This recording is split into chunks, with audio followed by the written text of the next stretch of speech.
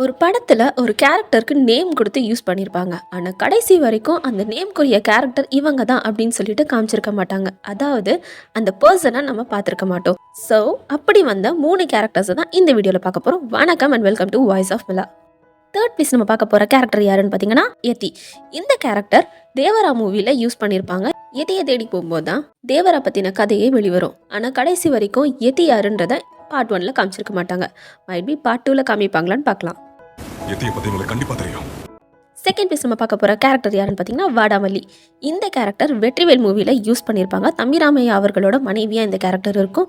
ஆனால் அந்த பர்சன் யாருன்றதை கடைசி வரைக்கும் படத்தில் காமிச்சிருக்க மாட்டாங்க. பழமொழிலாம் நல்லா தான் பேசுகிற. ஃபர்ஸ்ட் பேஸ் நம்ம பார்க்க போகிற கேரக்டர் எதுன்னு பார்த்தீங்கன்னா தங்க புஷ்பம்.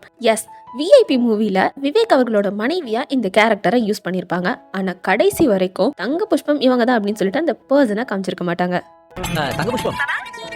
தேங்க்ஸ் ஃபார் வாட்சிங்.